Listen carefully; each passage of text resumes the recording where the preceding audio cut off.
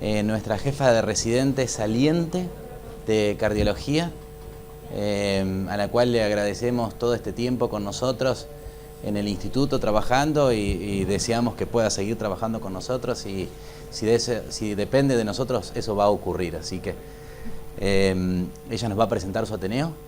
Aprovecho para presentarles al jefe de residentes entrante de cardiología, que es el doctor Sigal. Así que, Alan, por favor.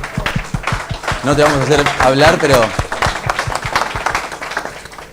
O sea, te deja en un nivel bastante alto, Lucrecia, así que la comparación va a ser dolorosa, ¿no? Bueno, como siempre agradecemos y les recordamos a todos que todo esto ocurre gracias a estos sponsors globales que tenemos, en los que trabaja mucho Gustavo Cerezo, para recordarles que en ese sentido es que se está trabajando. O sea, todo lo que es sponsor en investigación y en docencia es un sponsoreo global que permite que estas actividades se lleven a cabo. Particularmente la actividad de hoy, tenemos una dieta que por ahí no es tan saludable como la de los otros días, en este caso son empanadas. Las empanadas las vamos a servir cuando termina el Ateneo, así los obligamos a que se queden hasta el final del Ateneo, así que va a estar la comida. Y bueno, nada más. Lucrecia. Bueno, gracias por la presentación. El nombre claramente lo eligió Luis, se llama Menos Raro que Perro Verde. Quiero agradecer a Luis por el trabajo realizado y por haberse sumado a la idea y haber trabajado todo este tiempo. Creo que primero este tipo de entidad que vamos a trabajar requieren un trabajo multidisciplinario, así que le hemos pedido ayuda a varios miembros de diferentes servicios para que nos ayuden a entender un poco más y colaborar en la revisión del tema. Y además contamos con la participación de expertos internacionales. Tenemos a Fernando Alfonso, que es el jefe de cardiología del Hospital Universitario de la Princesa, en la Universidad Autónoma de Madrid, que vamos a ver creo que casi todos sus trabajos a lo largo de las revisiones.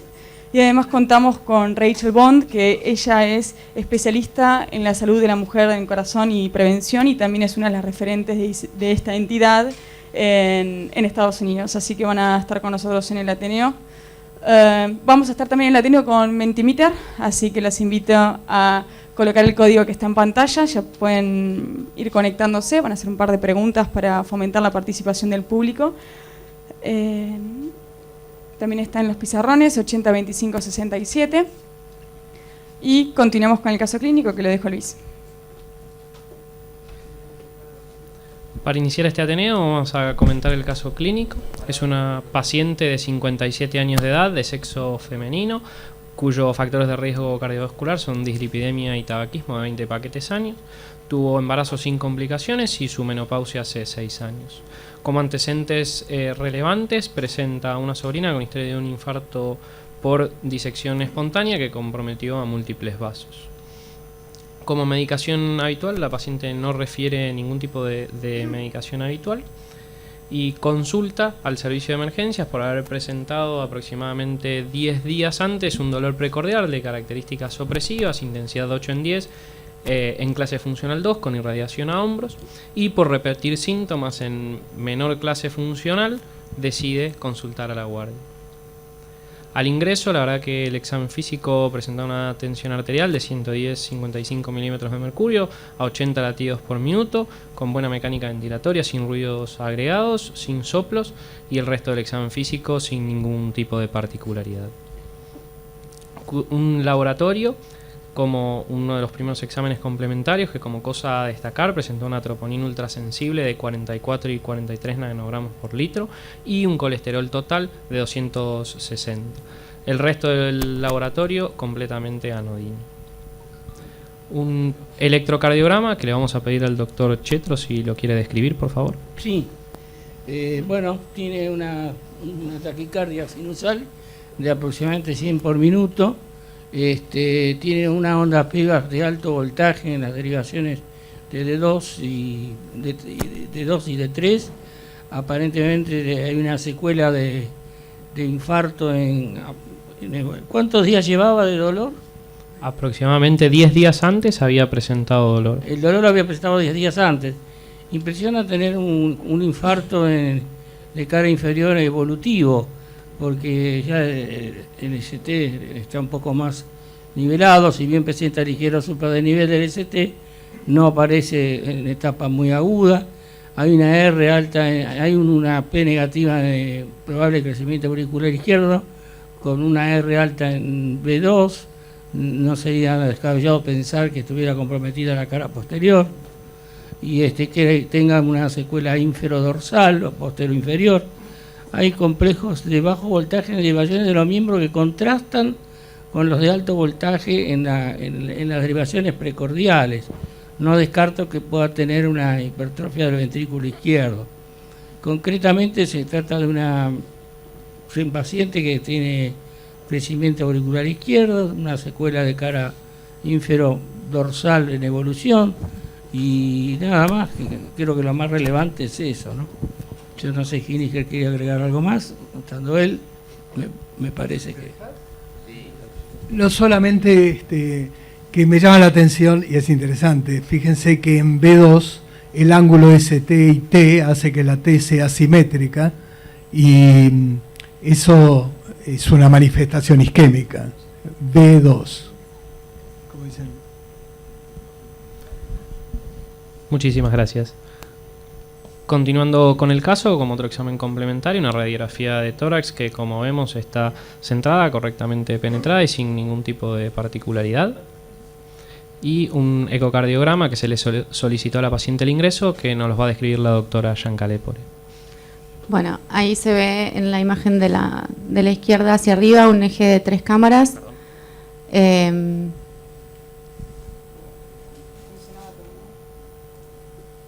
Donde se ve todo lo que es el territorio anterior que se engruesa bien, ahí no se observa trastorno de la motilidad.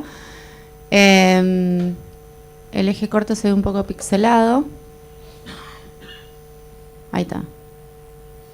A nivel medio, ese es un corte a nivel medio ventricular, donde se ve una leve... Sí, creo que tiene una leve hipocinesia inferior. Y el 4 cámaras, el septum posterior quizás, pero es una zona donde muchas veces se suele ver menor engrosamiento, así que diría una dudosa hipocinesia inferior.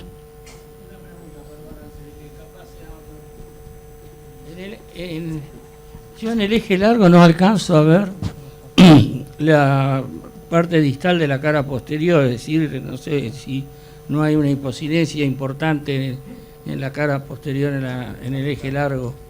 No sé si alguien me puede contestar eso.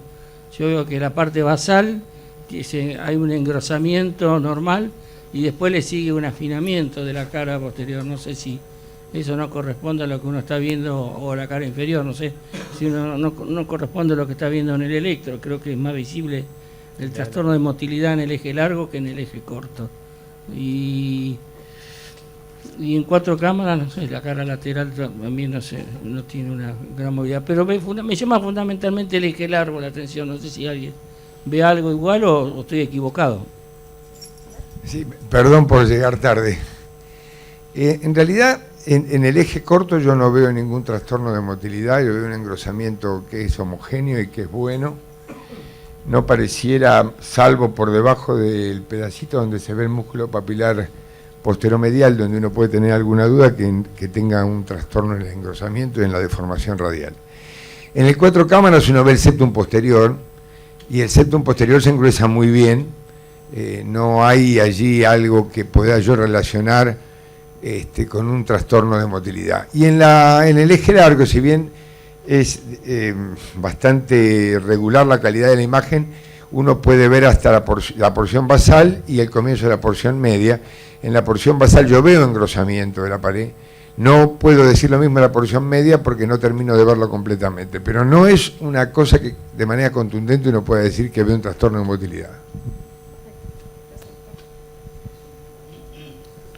Para continuar con nuestro Ateneo, planteamos al público nuestra primera pregunta.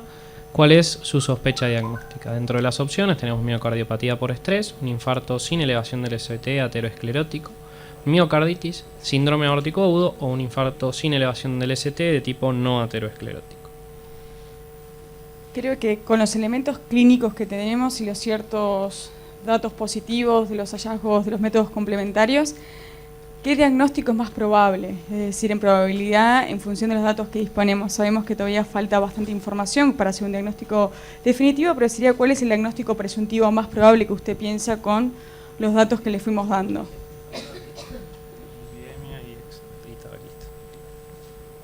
Ya hay 17 conectados. Bueno, es bastante dispersa la votación. Va ganando en primer lugar lo que es el infarto no aterosclerótico, que está el vasoespasmo, la disección y la embolia, entre otras causas. Síndrome aórtico agudo no le pareció ninguno, la aorta se veía bien, el dolor no era característico. Miocardiopatía por estrés, Takotsubo. Y IAM sin elevación del ST aterosclerótico, de una señora de una edad relativamente joven, era tabaquista y dislipémica sin ningún tipo de tratamiento. No tenía ningún antecedente de enfermedad vascular periférica aterosclerótica ni enfermedad conocida previamente. La pregunta del parentesco con la... Perdón.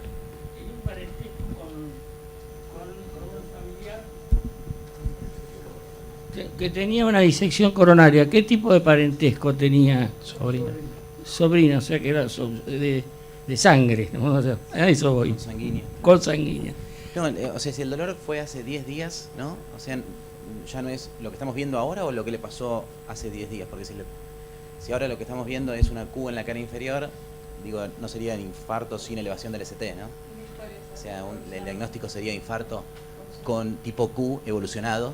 Después el mecanismo podría ser cualquiera de los dos que vos pusiste, ¿no?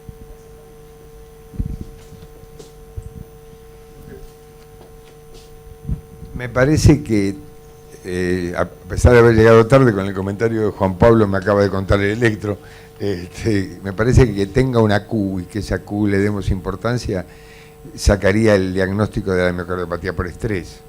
Es casi imposible que si es una miocardiopatía por estrés deje una Q. Y las miocarditis tampoco dejan Q, por eso es que uno después encuentra un patrón de fibrosis que es difuso y no está localizado en el subendocardio como para tener una Q y rara vez es transmural. Descartada eso y el síndrome aórtico agudo por el que nadie apostó, están quedando prácticamente dos cosas, con lo cual el aterosclerótico para la edad y los antecedentes tampoco queda, nos lleva todo a la E, ¿no? Y la pregunta es, si tuvo algo así por vasoespasmo, disección o embolia, ¿es lógico que un tiempo después tenga una motilidad parietal normal teniendo Q? Que sería la única pregunta que me quedaría por responder, y la respuesta es sí, porque puede tener una pequeña Q y no tener realmente un infarto transmural en ninguna parte, sino tener una disminución de la actividad eléctrica que no sea transmural en varias zonas de la cara afectada, y por esa razón la coexistencia de las dos cosas, ¿no? Un razonamiento como para poder explicar la última opción.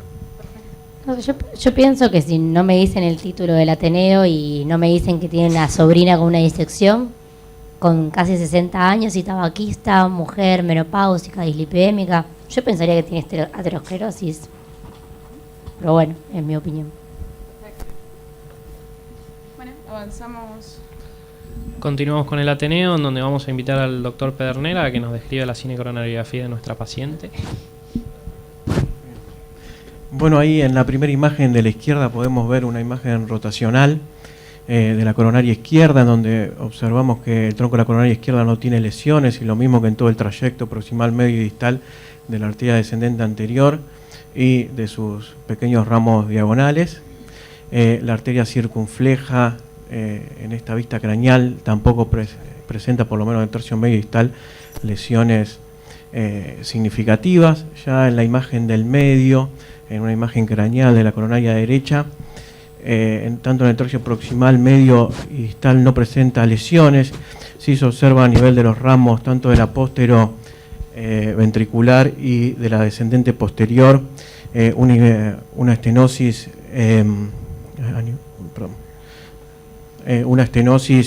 bien significativa de paredes lisas que ocupa la totalidad hasta el tercio distal del vaso de ambas ramas,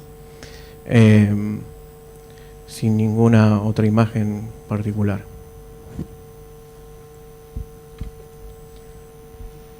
Muy Con bien. la cinecoronariografía que nos acaba de describir el doctor Pedernera, nos preguntamos cuál sería la conducta.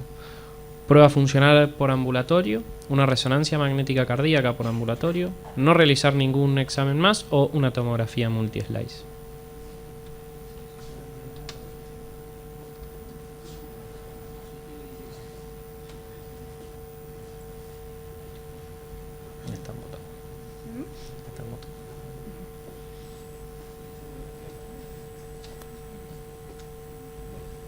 Esperemos un momentito más que se están terminando de sumar. Una prueba funcional por ambulatorio, una resonancia magnética por ambulatorio.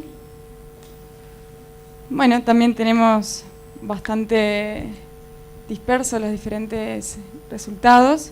En primer lugar, la tomografía coronaria multicorte, que posteriormente vamos a hablar un poquito más de eso, y la resonancia magnética cardíaca. En realidad, cuando uno se pregunta qué conducta tomaría, y elige una decisión donde las imágenes juegan un rol importante, tiene que hacerlo en función de cuál es el diagnóstico presuntivo. Luján decía algo hoy que era importante: ¿por qué no pensar que era aterosclerótica si tenía factores de riesgo de 60 años y además era tabaquista? Bueno, la pregunta es, con la coronariografía que vimos, ¿eso quedaría descartado? Pareciera que sí. Entonces, si es así, empezaría a pensar en algo que me lleve hacia otro diagnóstico. Si yo pensase que tuve una miocarditis, creo que la resonancia sería lo que elegiría. Pero si no pienso en una miocarditis, creo que la resonancia me ayudaría bastante poco. Y si pienso que tuvo un vasoespasmo, tampoco me ayudaría ninguna de las otras técnicas. Sí me ayudaría con una embolia coronaria o con una trombosis distal o con una disección. Entonces elegiría la tomografía. Y si me quedo con la duda de lo que planteó Luján, bueno, la prueba funcional podría ser la respuesta de algo que en luminografía no vea, ¿no? Pero me parece que de ahí pasa, y por eso me parece que está tan repartida las opiniones. Ahora, pensando en lo que ganó como diagnóstico presuntivo, uno iría hacia la tomografía. Sí, creo que la resonancia sería un método si yo quiero corroborar que el aumento de la troponina fue por infarto o hubo otra causa que elevó la troponina. Ahí la resonancia me sirve. Si yo lo que quiero ver es la anatomía coronaria, digamos, quiero definir que las coronarias son sin lesiones, porque quiero ver la luz, quiero ver si tiene disección, etcétera, ahí voy por tomografía. Depende de lo que quiera definir. Si estoy seguro que tuvo un infarto y fue coronario y demás, la resonancia no me va a aportar demasiado, y sí iría para tratar de encontrar por qué fue el infarto, digamos, viendo las coronarias, si necesitamos algo más.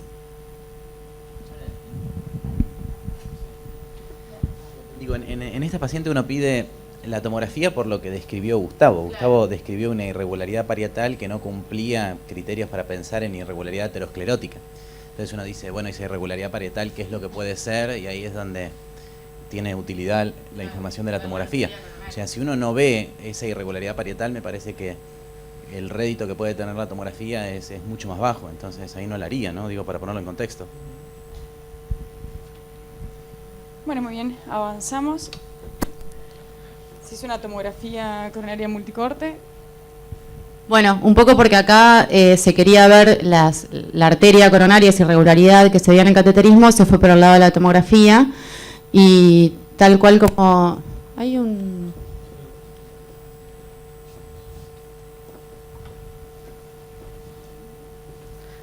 Acá lo... Uy.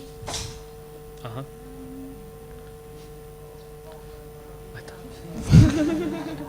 Bueno, no se ve nada, no. Como se puede ver, esta es la arteria coronaria derecha en una vista longitudinal. Voy a poner acá si no tapo a nadie. Donde se ve en la porción distal, a nivel de la posterolateral, una irregularidad, como comentaba el doctor Pedernera, con una densidad bastante similar a las densidades de las placas no cálcicas, pero más baja. Y una lesión larga, bastante homogénea y difusa alrededor de la pared coronaria, que llevó a la sospecha por estas características tomográficas de hematoma intraluminal de la coronaria, intraparietal. Bueno, a partir de este diagnóstico continuamos. A partir de esto, vamos a hablar un poco de las generalidades de las disecciones espontáneas de las arterias coronarias. Hay que entender que, digamos, primero para entender algo hay que definirlo, y una de las definiciones es que una disección, esta patología incluye una disección epicárdica espontánea, la cual no es debida a ningún factor secundario, no tiene o no está relacionada con la aterosclerosis, ni con el trauma, ni de manera iatrogénica. Lo que se observa, o las formas en la cual, o la fisiopatología de por qué se producen estas disecciones no está muy clara. Algunos hablan de que hay una disrupción de la íntima, y en otros casos es que hay un hematoma que se produce por hemorragia de los vasos vasorum, y que esto genera la clínica de la disección. Como cosa importante a destacar, esta patología es muy difícil de estimar la prevalencia que tiene, debido a que en los últimos años se ha ahondado mucho más en el diagnóstico, y esto hace que actualmente tengamos mucho más claro, tengamos muchos más casos de los que había anteriormente. Y como otra cosa, se producen pacientes que no tienen el perfil aterosclerótico clásico, generalmente en mujeres, digamos, donde es más frecuente.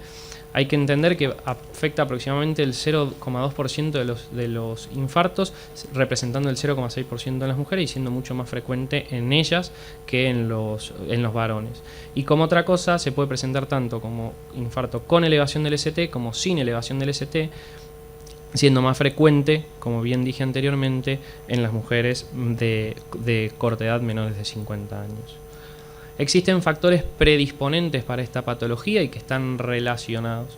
El más importante de todos es la displasia fibromuscular, que se da, dependiendo de las series, entre el 25 al 80% de los casos. Es importante conocer esto debido a que muchas veces nos lleva a pensar el diagnóstico, o a tratar de interpretar por qué un paciente con las características similares a las que describimos de nuestra paciente puede tener este tipo de patología. Y además, otra cosa a destacar es que está relacionada con el embarazo y con la paridad, y que antes se creía que solamente se daba en este grupo etario, o sea, en mujeres jóvenes y embarazadas, y actualmente esto no es tan así, pero que se ha ido conociendo un poco esta patología, por lo cual la prevalencia que tiene este predisponente ha bajado. Como otras causas interesantes, las enfermedades inflamatorias sistémicas también son predisponentes, al igual que el uso de hormonas exógenas. Además de predisponentes, existen factores desencadenantes, que se describen aproximadamente en el 50% de los pacientes. Lo más frecuente en el género masculino es que se dé en pacientes post ejercicio intenso o posmaniobras de Valsalva, mientras que en la mujer está asociado a fenómenos de estrés intenso o fenómenos emocionales intensos, y a maniobras similares a Valsalva, todo aquello que aumente la presión intraabdominal. Para resumir un poco y entender un poquito más esta patología, lo que hay que tener en cuenta es que esto se da en no el típico paciente aterosclerótico que nosotros siempre pensamos y es causa de infarto y de muerte súbita. Básicamente hay que pensarlo en quiénes, en aquellas mujeres jóvenes que no tienen los factores ateroscleróticos clásicos y que tienen algunos de los predisponentes o desencadenantes que hemos comentado anteriormente. Actualmente vamos a darle lugar al doctor Gustavo Pedernera, quien ha contribuido con nosotros para que nos hable un poco de lo que es el diagnóstico angiográfico de las disecciones.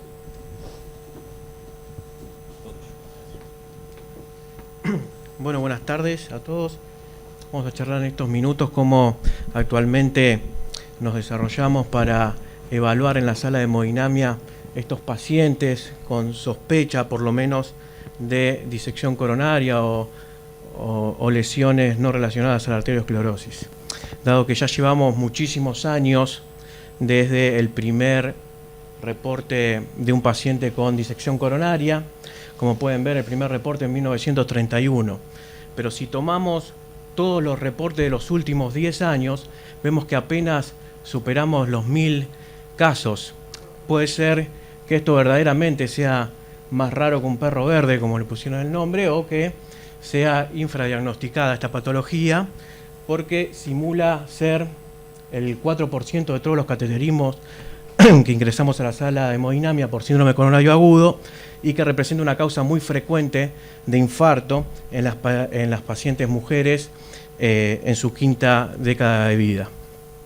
Como podemos ver, ¿por qué decimos que puede ser infradiagnosticada? Porque tiene un bajo índice de sospecha clínica. Eso puede, en comparación con la enfermedad arteriosclerótica, muchos de estos pacientes son jóvenes, muchos de ellos deportistas, no presentan factores de riesgo cardiovasculares convencionales.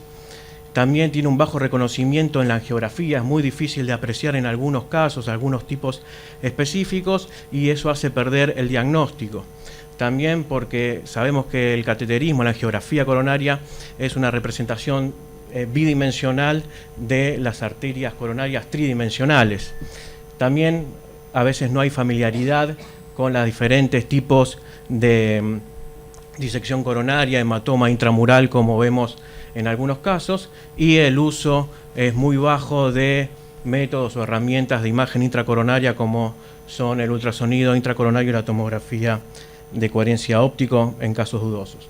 Sabemos que se distribuyen mayoritariamente la arteria descendente anterior, más de la mitad de los casos es en esta arteria, también puede estar asociado a sus ramas como los ramos diagonales. Un tercio de los pacientes presentan enfermedad en la arteria circunfleja o en los ramos lateroventriculares y un 20% en la arteria coronaria derecha o en sus ramos, y más o menos entre un 3 y un 10% si se encuentra comprometido el tronco de la coronaria izquierda.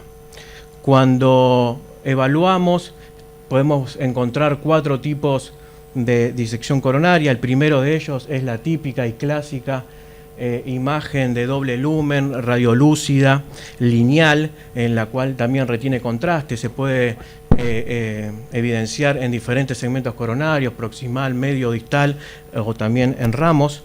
El segundo tipo, que es el más frecuente, en donde se observa una estenosis larga de bordes lisos, difusos, que localizados generalmente en el tercio medio hacia distal. Este tipo se subdivide en dos tipos, que pueden ser cuando recobra el vaso distal el diámetro, es el tipo 2A, y 2B cuando se extiende a la parte distal del vaso. El tipo 3 es el que es más desafiante en cuanto al diagnóstico para diferenciarlo de la enfermedad arteriosclerótica, porque es una lesión bien focal, que puede ser bastante parecida geográficamente a esa lesión. Puede ser que antes de terminar la conducta podemos tener a favor de ser una disección coronaria, es que, como el paciente que vimos, que las otras arterias estén ausentes de enfermedad arteriosclerótica, generalmente están cerca de 20 milímetros de longitud. Es la imagen también típica, se pueden encontrar radiolúcidas y de aspecto lineal, y que en muchos de estos casos requerimos una imagen intracoronaria para llegar al diagnóstico. El cuarto y último tipo es una oclusión total, generalmente en segmentos distales. Esto es particularmente, el diagnóstico es muy desafiante porque muchas veces se llega al diagnóstico luego de recobrar el flujo coronario, o a veces de inferir la curación de los vasos si se vuelve a repetir la cinecoronografía u otro método de diagnóstico coronario en más o menos 4 a 6 semanas, o también siempre excluyendo una causa embólica que haya sido la causante de esa oclusión. Otras de las características que podemos ver que nuestro paciente presentaba es tortuosidad coronaria marcada. Generalmente, como vimos, tienen predilección por los segmentos más distales de las arterias, generalmente en la descendente anterior. Vemos también que el origen, como la finalización de tanto que puede ser el hematoma intramural o la disección coronaria, a veces inician o finalizan en una rama lateral. Las arterias suelen ser normales o casi normales. Están asociadas a displasia fibromuscular en otros territorios periféricos vasculares, y en algunos casos pueden estar asociados a puentes miocárdicos. Como podemos ver, la inmensa mayoría es del tipo 2, o sea, ese filiforme, difuso, largo, que generalmente están en el tercio medio a distal de los vasos. Un tercio de los pacientes es el tipo 1, que es la clásica, en la cual vemos doble lumen y retención de contraste. Y el tercer tipo, que en el cual debemos diferenciarlo en la enfermedad arteriosclerótica, solamente está en el 10% de los casos. Como podemos ver, en la inmensa mayoría de todos los tipos que encontremos están con flujo conservado, flujo TIMI3, y solamente en el 10% de los casos la arteria se encuentra ocluida con flujo TIMI0.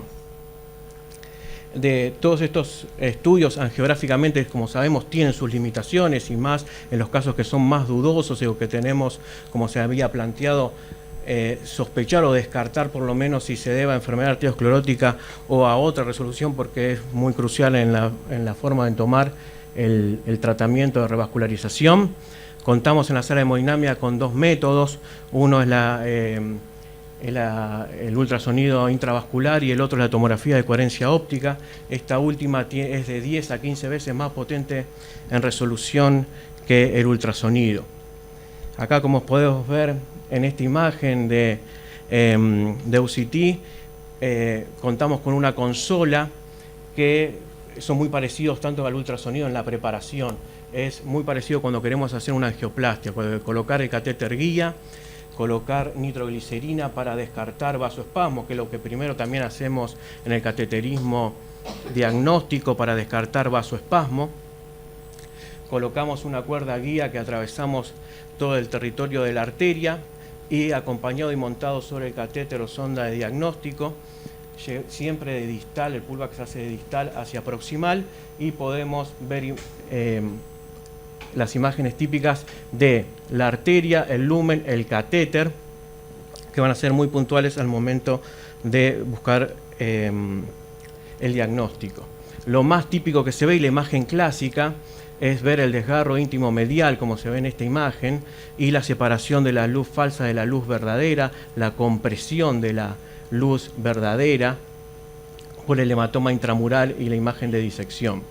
En esta imagen longitudinal podemos ver la extensión de la enfermedad, podemos ver la luz verdadera por la cual vamos con la cuerda guía, vemos el sitio de desgarro íntimo medial en la cual separa las dos luces, la luz verdadera de la luz falsa, y no debemos equivocarnos y tomar como causa de desgarro estas imágenes que vemos que nacen de las luz verdaderas y corresponden a ramos laterales.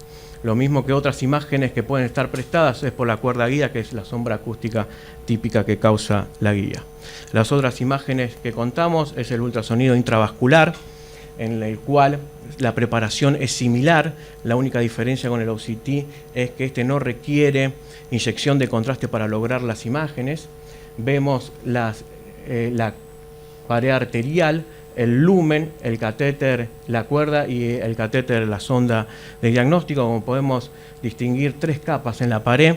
La más interna es la media, que es la más ecodensa, fina y brillante, que es la íntima. Luego viene una capa, que pueden ver ahí, más ecogénica, que es la media, y la más adyacente de todas, la más ecodensa y que muestra el límite más externo, es la adventicia.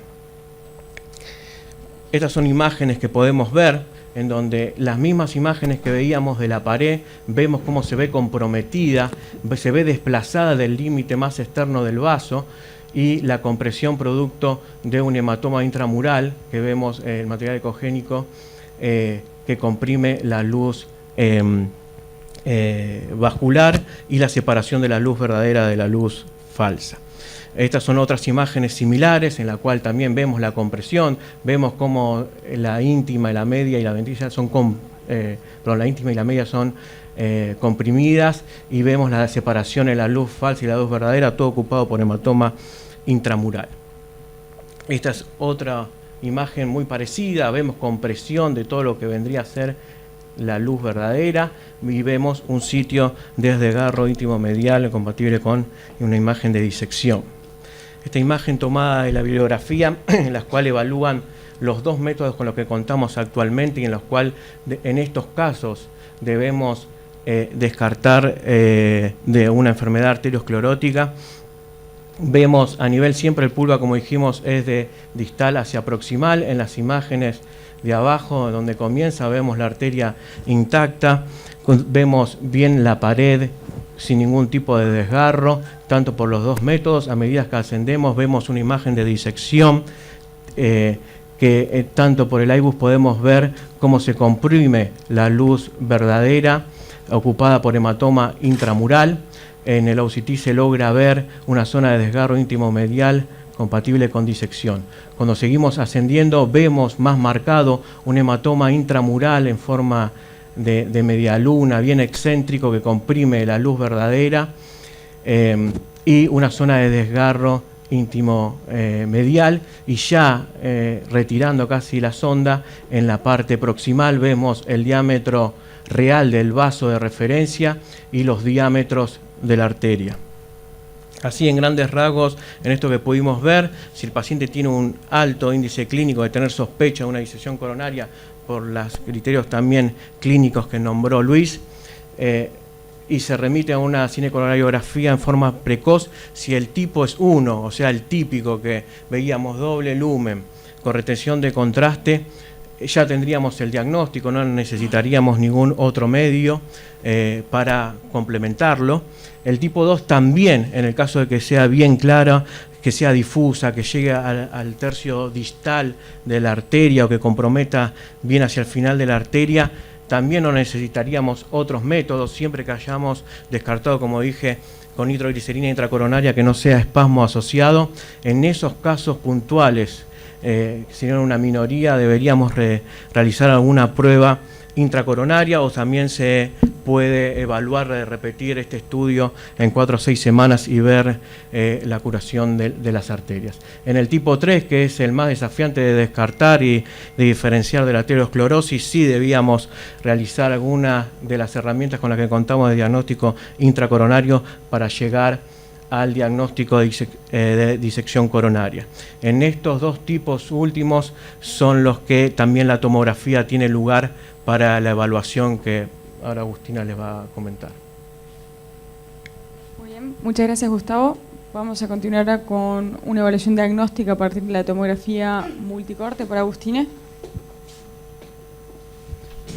Bueno, brevemente, la tomografía sabemos que tiene una característica que es poseer una adecuada resolución espacial y que nos permite la valoración de la luz coronaria, la valoración de la luz y de la pared de las arterias coronarias, a diferencia de lo que es la angiografía invasiva.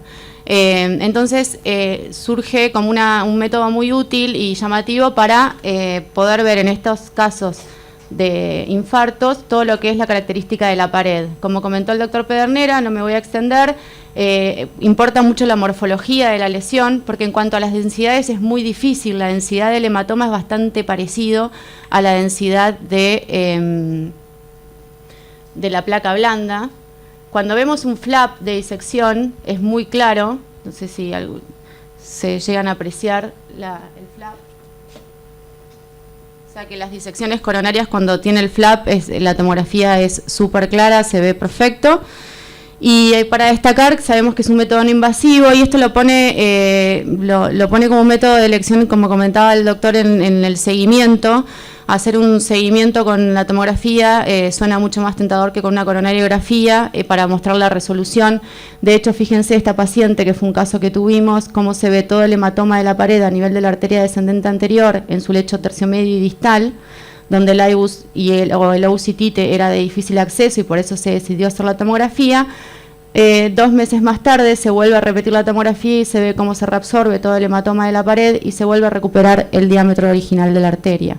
Así que la tomografía tendría un papel muy importante en lo que es el control del seguimiento, en controlar si el flap de disección, cuando son tratados con stent, puede hacer disección retrógrada o anterógrada. Y bueno, y eso es todo. En los lechos distales como alternativa al IBUS o el OCT. Gracias. Muchas gracias, Agustina. Vamos a continuar para cerrar, sobre todo en el abordaje del infarto en mujeres, hablar un poco de Minoca y lo que es la disección coronaria. Tenemos a Rachel Bond, que es referente en Estados Unidos del área. Es un video breve en el cual nos va a comentar un poco el tema. I am a non-invasive cardiologist in the United States. My area of expertise is women's heart health, and with that area of expertise, I deal with a lot of patients that have spontaneous coronary artery dissection, better known as SCAD. I'm honored to have the ability to educate you or at least update you on further information, primarily on the best diagnosis and imaging modalities for the use of SCAD. And I would like to actually start by just talking about coronary artery disease in general, particularly in women, which we know remains to be understudied, underdiagnosed, and undertreated. And a lot of this has to do with the fact that there remains to be both a gender and age bias. And a lot of our patients that have SCAD are women, but young women. And when I think of SCAD, I like to think about it under really an umbrella term, which is known as MINOCA, also known as myocardial infarction with non-obstructive coronary arteries. And I say that because a lot of the working diagnoses for MINOCA are in line with the working diagnoses for SCAD. And a lot of that has to do with the emphasis of the use of multimodality imaging. So MINOCA. Who is MINOCA? So MINOCA is the patient who presents to the hospital with chest pain. It could be typical or atypical, possibly EKG changes, but definitely positive cardiac enzymes. They go for a catheterization, and their catheterization either demonstrates non-obstructive disease or disease that is not or cannot be that cannot explain the elevation in cardiac enzymes. A lot of these patients get a diagnosis depending on if there's wall motion abnormalities of Takotsubo. However, we know that there's several other factors that can lead to this, either it be myocarditis, a pulmonary embolism, renal disease, sepsis, or even SCAD. And that's why it's important with SCAD to have a high clinical level of suspicion, because we know that we're going to do a little bit more exploring if our suspicion is high for SCAD compared to that person who perhaps are having a leak in their troponins because of a Takotsubo or because of a myocarditis, for example. So when you think about that, again, you really want to think about SCAD under that umbrella term. And I want to emphasize the fact that Takotsubo is always sort of the diagnosis that a lot of patients that I see who have SCAD were originally diagnosed with. And it has a lot to do with the fact that the presentation is similar, an emotional stressor, a young female of some sort, and it usually affects the same artery distribution where you see anterior wall ballooning. But again, you want to have a high evidence of suspicion, and that's where being able to differentiate it becomes so important. And having somebody review the angiogram who really can thoroughly review it and preferably is experienced in SCAD, that could be the huge definer of being diagnosed with SCAD or being misdiagnosed with another form of a MINOCA. Now, what helps is that societies have created variants or different variants of SCAD to make it easier for the interventional cardiologist to figure out, well, is this type 1 variant? Is this type 2 variant? Is this type 3 variant? So I'm going to briefly go over those variants. And when you think about type 1 variant, that's the most commonly recognized variant because it's very blatantly obvious. And when you have type 1 variant, it's defined by sort of a double lumen appearance. And again, it's the most characteristic. However, it's not, unfortunately, the most common. What is the most common is the type 2. Bueno, vamos a continuar lamentablemente, dado que va a continuar hablando todo lo que Gustavo habló sobre los diferentes tipos y la importancia de la evaluación con múltiples estudios complementarios. Lamento que sea en inglés, obviamente no puedo llegar a hacer la traducción, pero abordó los diferentes tipos morfológicos que ya vimos previamente. Así que para no redundar y dado que estamos un poco cortos del tiempo, vamos a continuar con la resolución del caso, que todavía nos queda un poco. ¿Continuamos? Continuando y volviendo un poco al caso, que puede habernos quedado un poco perdido, estamos en presencia de una paciente sexo femenino, 57 años de edad, dislipidémica y tabaquista, y con el antecedente de disección coronaria espontánea en una sobrina. Consulta por infarto sin elevación del ST, con las troponinas antes mencionadas, y un ecocardiograma con función sistólica del ventrículo izquierdo conservada y una hipoquinesia inferior. Se realiza la cinecoronariografía, que evidencia una enfermedad coronaria difusa en el ramo posterolateral de la coronaria derecha, de etiología no ateroesclerótica, y se realiza la tomografía que ya describió la doctora Giancalepore, en donde evidencia lo mismo que ya hemos descrito. paciente actualmente, digamos, asintomática, clínicamente estable. Bueno, cuestión de tiempo, me gustaría discutir más que nada oralmente, sobre todo con personas que se dedican al tratamiento de cardiopatía isquémica, cuál es el mejor tratamiento en una paciente que tiene disección coronaria espontánea, teniendo en cuenta su contexto clínico, su estado hemodinámico y la cineconografía. ¿Qué te parece, Juan?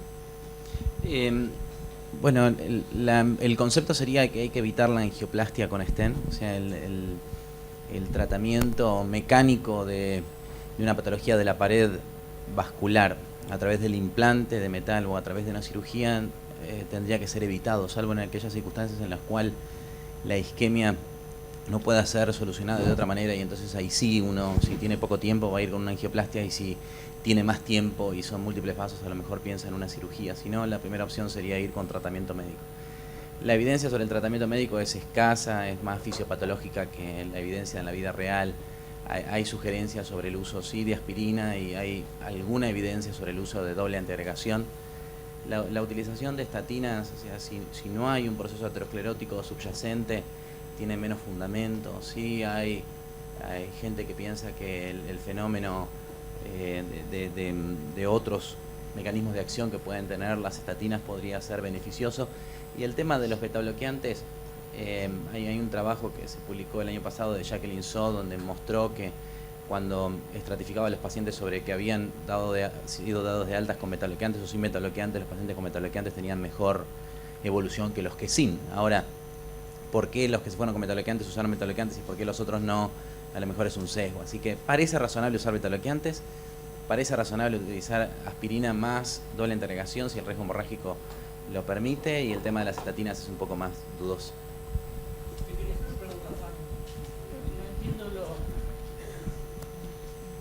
¿Por qué en una disección doble antiagregación? Bueno, el fundamento es extrapolado de lo que hacen los neurólogos. Por ahí la complicación que puede tener el paciente que tiene la alteración de la pared es que se termine trombosando la luz. Entonces la doble antiagregación evita la trombosis de la luz. El problema sería que uno piensa así, si la doble antiagregación puede agravar el fenómeno que tenés en la luz. Entonces ahí es donde está el riesgo-beneficio. Por ejemplo, un hematoma intramural y claro, le damos doble antiagregación. Ese es el punto. O sea, la anticoagulación, evidentemente hay que utilizarla el menor tiempo posible. Ellos la necesitan para hacer la coronariografía, así que hay que usarla ahí y después hay que suspenderla. Y la doble antiagregación, en general parece razonable utilizarla. En general parece razonable, como te digo, no agrava el proceso, sino que disminuye la complicación, pero es razonable lo que decís, y después hay que valorar el riesgo hemorrágico intrínseco del paciente. A mí lo que me preocupa es el caso 3, de estenosis total. ¿Cómo diferenciarla de una obstrucción aterosclerótica y no hacerle una angioplastia a ese paciente? De Pedernera se debe ver en figuritas ahí, no sé cómo hace para diferenciarlo de una disección de una oclusión aterosclerótica. Bueno, lo que pasa es que generalmente es el tipo 4, ¿no?, que está ocluido. Lo que pasa es el tipo 4 el que está completamente ocluido, y generalmente son tercios muy distales las arterias, como vimos. El riesgo de que si fuera enfermedad arteriosclerótica o disección, el monto isquémico que tenga ese territorio es muy pequeño. Bien, y en los únicos casos en que se decide por isquemia, como dijo Juan Pablo, se decide hacer angioplastia, independientemente que si fuera arteriosclerosis, creo que estaría reservado también al tratamiento médico como primera elección, pero si se llegara a intentar hacer, muchas veces el diagnóstico se logra, como dije, cuando se logra restablecer el flujo, no lo podemos ver antes. Bien, lo que sí es que son territorios muy distales, sin que el territorio amenazado es muy pequeño.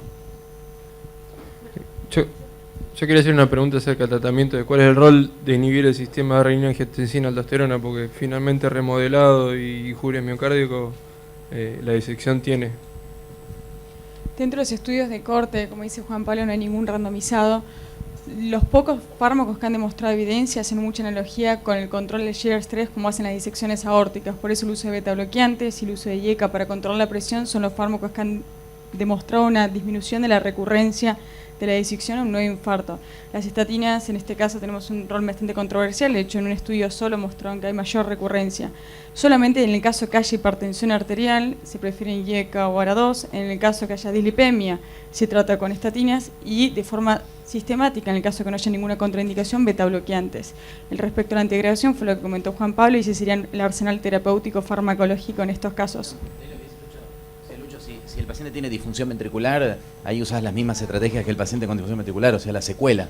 Ella por ahí habla más de evitar o sea, qué fármacos o qué estrategia puede reducir la recurrencia del fenómeno, no del impacto.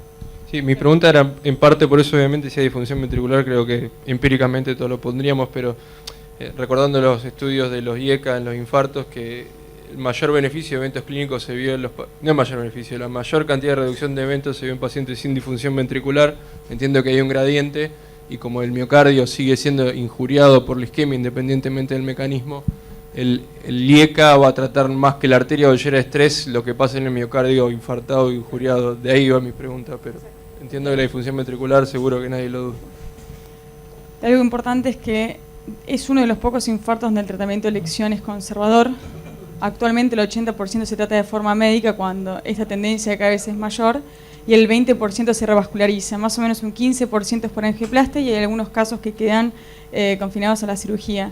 Mariano, ¿en qué casos vos realizarías una CRM en pacientes con disección coronaria? Como decís, me parece que son muy poquitos los casos que llegan a tratamiento invasivo, y dentro de la línea de tratamiento invasivo la primera línea es la angioplastia. El riesgo con esto es que, como estamos viendo, los pacientes recuperan la permeabilidad de la luz cuando se reabsorbe el hematoma, entonces cualquier puente que uno ponga ahí va a terminar compitiendo el flujo y se va a terminar tapando. Me parece que si uno piensa que si hubiese eventualmente una cosa rara, una oclusión proximal, oclusión total proximal, me parece que ese sería un caso para cirugía. Y por otro lado, algunas pacientes que tengan, por ejemplo, disección de tronco con compromiso descendente anterior, que están inestables hemodinámicamente y que desde el punto de vista de angioplastia es técnicamente dificultoso, me parece que ese podría ser un caso para cirugía. Pero la verdad es que son pocos, yo me acuerdo haber operado un par y nada más.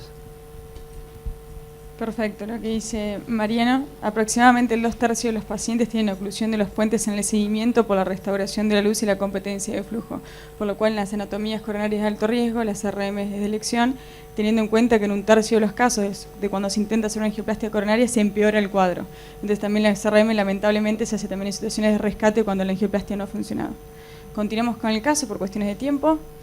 En este caso se realizó tratamiento médico por todo lo que estuvimos hablando. Nuestra paciente se fue con aspirina, beta-bloqueantes y estatinas por la dislipidemia y evolucionó de forma favorable y se fue a las 72 horas de alta. En el seguimiento, a los 2 meses se realizó una tomografía de control que la doctora Giancalepolo nos va a describir brevemente.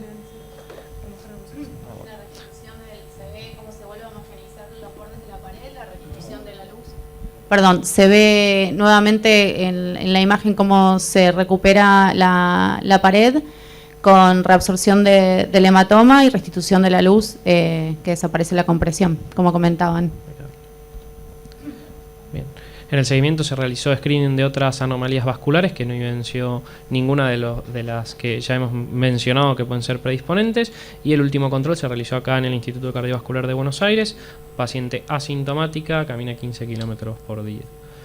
Dentro de lo que es la experiencia en el instituto, existe algunas publicaciones. Este trabajo presentado por la doctora Burgos y colaboradores, en el cual se realizó una corte prospectiva entre 2015 y 2017, en la cual se evaluaron pacientes con disección coronaria y síndrome coronario agudo versus los pacientes ateroscleróticos clásicos, las mujeres ateroscleróticas clásicas menores de 60 años. Como cosa importante, lo que hay que destacar es que el perfil de riesgo cardiovascular es completamente diferente. Como ya mencionamos antes, son pacientes que no tienen el perfil aterosclerótico clásico, menos hipertensa, menos diabetes y no mucho más, y relacionado con el estrés, como habíamos comentado. En cuanto a la presentación, más frecuentemente se presentan mujeres con disección coronaria con infarto con elevación del ST, comparado con aquellas con fisiopatología aterosclerótica, y en general la evolución es peor, con un Killip-Kimball peor y mayor cantidad de troponina, mayor elevación de troponina. En cuanto al tratamiento, En general el tratamiento es médico, o aquí en nuestro seguimiento se ha realizado tratamiento médico, y lo importante a destacar es que la función ventricular es levemente inferior en aquellas pacientes con disección comparativamente con el grupo aterosclerosis, y mayor, digamos, requerimiento de asistencia mecánica y shock cardiogénico, pero que después en el seguimiento posterior evolucionan de una manera más favorable. Una cosa que nos estamos planteando es hacia dónde vamos con esta nueva patología. El plan es iniciar la participación en el primer registro internacional de disecciones coronarias espontáneas. Actualmente en el instituto existen desde 2015 que se están registrando 18 pacientes con disecciones espontáneas. A continuación vamos a presentar a nuestro segundo invitado, que también nos ha mandado un video y creo que va a resumir un poco todo lo que hemos estado comentando. Para cerrar es la última parte del Ateneo, así podemos ir todos a comer empanadas. Hola, buenos días o buenas tardes en Buenos Aires. Mi nombre es Fernando Alfonso. Trabajo en el Hospital Universitario de la Princesa de Madrid, que pertenece a la Universidad Autónoma de Madrid. Y es para mí un placer estar con todos ustedes, con todos vosotros, gracias a la invitación de Lucrecia María Burgos, jefa de residentes del Instituto Cardiovascular de Buenos Aires.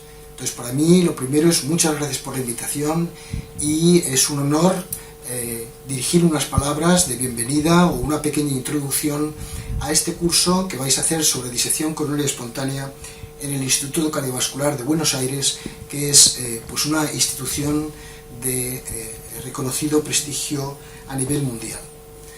Vamos a hablar de la disección coronaria espontánea. Fijaros que la disección coronaria espontánea se describió inicialmente a nivel patológico en 1930, es decir, más de 8 décadas.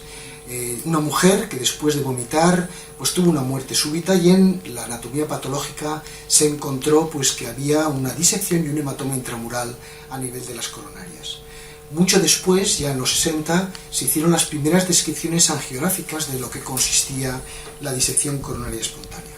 O sea, básicamente es un proceso cuya causa es desconocido, pero es un proceso brusco en el que se produce una separación de las paredes de la arteria coronaria, formándose una falsa luz.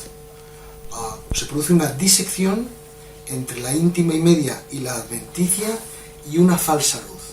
La presión en esa falsa luz hace que se comprometa el flujo coronario por la luz verdadera, y por tanto la presentación más típica de estos pacientes es como un síndrome coronario agudo, tanto con elevación del ST como sin elevación del ST.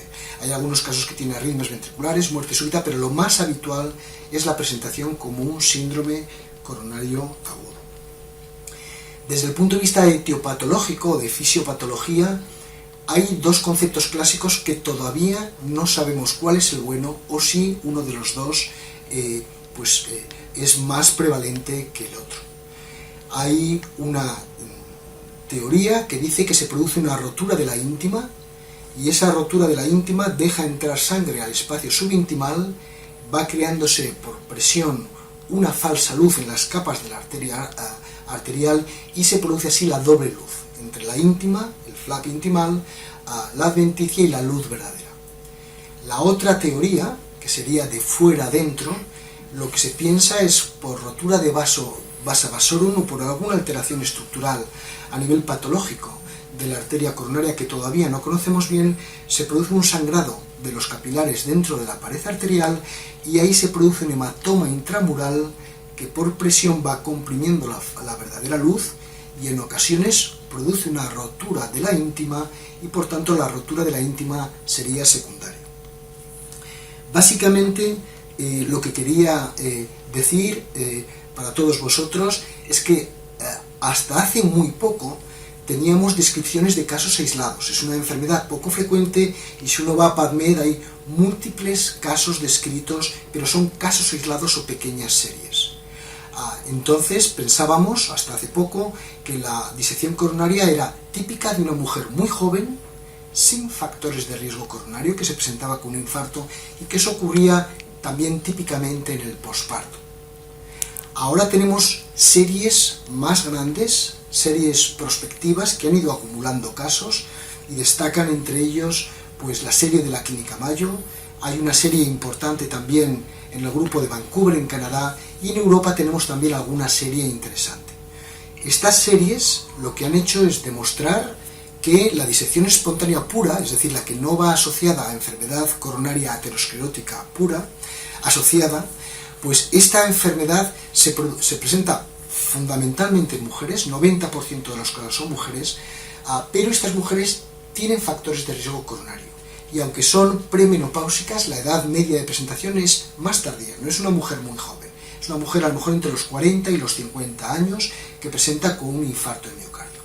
Ahora sabemos mucho más de esta patología porque antes a una mujer joven que tenía un síndrome coronario agudo a lo mejor se la estudiaba tardíamente o no se la estudiaba, por sesgos de género que todos conocemos en el manejo de la enfermedad coronaria. Ahora cualquier síndrome coronario agudo se hace una coronariografía de forma inmediata y por tanto tenemos el diagnóstico de esta patología en situaciones que antes pasaban no bien conocidas. Como digo, tenemos información de estas tres series. ¿Y esto qué nos ha hecho cambiar nuestro conocimiento de la enfermedad? Pues yo creo que hay varias cosas que hemos aprendido. En primer lugar, que con la angiografía solo vemos la silueta de la luz vascular y por tanto la imagen típica de disección de la doble luz es poco frecuente y por tanto sabemos que la angiografía puede infradiagnosticar esta enfermedad. Si tenemos técnicas como ahora disponemos de diagnóstico intracoronario, hasta ahora usamos la ecografía intracoronaria con una resolución de 150 micras, ahora tenemos la tomografía de coherencia óptica que tenemos una resolución de 15 micras y por tanto podemos ver exactamente lo que está pasando en la coronaria. Es decir, en muchos pacientes que tenemos disección coronaria lo que se produce en el fondo es un hematoma intramural y la imagen angiográfica es como de una lesión, como de una obstrucción producida por aterosclerosis. Ahora con tomografía de coherencia óptica podemos ver la membrana, el flap neointimal, que generalmente es grueso, es decir, que no es intimal sino es íntimo medial, podemos ver la puerta de entrada y en otros casos vemos el hematoma intramural que no es una placa de ateroma. Con lo cual, el primer mensaje es que con las técnicas de diagnóstico intracoronario, fundamentalmente la OCT, utilizándolo de una forma liberal en mujeres jóvenes que vienen con un infarto agudo de miocardio, hacemos un diagnóstico de esta patología que antes éramos incapaces de realizar. En segundo lugar, esta enfermedad se ha asociado clásicamente a muchas patologías, enfermedades del colágeno, enfermedades inflamatorias, el posparto, y ahora sabemos que esto es muy raro. Es muy raro que tengamos patología inflamatoria o una colagenosis muy llamativa. Sin embargo, el grupo de Vancouver en Canadá demostró hace tiempo que muchas de estas mujeres lo que tienen es enfermedad en otras arterias coronarias, displasia fibromuscular, que es una enfermedad también no aterosclerótica, no inflamatoria y que produce obstrucciones o aneurismas o disecciones en otras arterias, por ejemplo en las ilíacas, por ejemplo en las carótidas, por ejemplo en las arterias renales, ¿no? Lo típico de la displasia fibromuscular. Y hasta, depende de las series, pero hasta la mitad de los pacientes con disección coronaria espontánea tienen datos de displasia fibromuscular en otros territorios, de grandes arterias. Esto nos hace pensar que puede haber una patología subyacente que explique esta debilidad arterial. Y como digo, es una gran novedad y ahora de forma sistemática, cuando tenemos un paciente con disección coronaria espontánea, nosotros intentamos examinar o con TAC o con resonancia magnética o incluso haciendo una angiografía selectiva la presencia de displasia fibromuscular en otros territorios. Hay otra serie de patologías asociadas. Nosotros, por ejemplo, hemos publicado recientemente en Revista Española de Cardiología que los pacientes con displasia fibromuscular, los pacientes con disección coronaria espontánea que presentan un síndrome coronario agudo tienen más frecuentemente que otros pacientes que tienen síndrome coronario agudo hipotiroidismo. Y quizá haya algún sustrato que explique cómo el hipotiroidismo pueda desencadenar ocasionalmente estos pacientes. Y otra cosa que hemos aprendido es que se puede hacer un tratamiento conservador. Nosotros publicamos en JACC un estudio muy interesante con OCT con coherencia óptica y en Jack Intervention una serie que teníamos en España sobre pacientes que tratábamos con disección espontánea. Entonces el primer mensaje es que en los pacientes que no hacemos nada y que se produce una disección espontánea, el tratamiento inicial conservador es el ideal. La mayor parte de estos pacientes evolucionan bien con tratamiento conservador y además las imágenes de disección espontánea o las imágenes de hematoma intramural desaparecen si les hacemos un estudio adicional a los 6 meses de seguimiento. Es decir, primero que el tratamiento es mucho más benigno con tratamiento conservador con respecto a otros síndromes coronarios agudos y en segundo lugar que es una patología que cura también espontáneamente.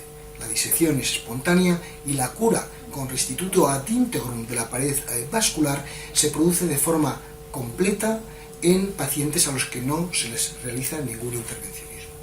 El intervencionismo además en estos pacientes es complicado. El cirujano puede tener problemas al intentar poner un puente en una arteria que tiene una disección con una doble luz. A veces esos pacientes tienen mucho flujo enseguida, con lo cual el puente termina por obstruirse, y desde el punto de vista de intervencionismo, incluso con las terapias que tenemos ahora, no es fácil, suelen ser arterias que tienen el problema, la enfermedad, la disección en territorios largos, distales, vasos muy tortuosos, como describió la clínica Mayo, y por tanto el tratamiento no es fácil. Cuando está indicado, que es el paciente que sigue con isquemia o que tiene isquemia recurrente, solo en esos dos casos, dejamos de ser conservadores y hacemos un tratamiento donde se puede, primero, hacer un tratamiento parcial, tratando solo parte de la enfermedad. Inicialmente la puerta de entrada, donde está la disección, y un segmento, y dejando un segmento de hematoma intramural o disección sin tratar. Teóricamente el mejor tratamiento son los stent farmacoactivos de última generación cuando tenemos que hacer esto. Hay algunas nuevas estrategias como utilización de dispositivos vasculares bioreabsorbibles que son muy atractivos en esta enfermedad porque al final queremos que no quede nada porque la arteria puede curarse. Estos dispositivos, sin embargo, no son fáciles de tratar y de negociar segmentos tortuosos a segmentos largos y distales en las arterias coronarias. Pero hay series en las que se ha utilizado el stent de Absorb o se ha utilizado incluso, nosotros hemos hecho algún caso con stent reabsorbibles de magnesio, de forma muy puntual cuando es necesario. Otra opción es hacer una fenestración, romper con cutting balloon, con scoring balloon, la arteria por dentro, dejar una mayor comunicación entre la falsa luz que compromete a la luz verdadera y la luz verdadera, y esa fenestración hace que el tratamiento luego sea más fácil, más efectivo y que no se produzcan corrimientos del hematoma intramural proximal o distal, a veces obstruyendo ramas. Es decir, que estamos en un momento fascinante. Este año hemos publicado 2 documentos de consenso de expertos conjunto, uno a nivel europeo, en el European Heart Journal, otro a nivel americano en Circulation, de forma conjunta este año, y ahora, como digo, tenemos mucha evidencia, sabemos por dónde debe ir la investigación, hay series prospectivas en el Reino Unido, hay series en Canadá, nosotros en España lideramos un grupo de trabajo que tenemos ya más de 300 pacientes de toda España y los vamos a analizar, es decir, que estamos en un momento... Bueno, les quiero agradecer por cuestiones de tiempo que se hayan quedado hasta el final. Cortamos acá. No sé si alguno tiene alguna pregunta o una duda, más que de qué sabor hay empanadas. Pero no mucho más, les agradezco.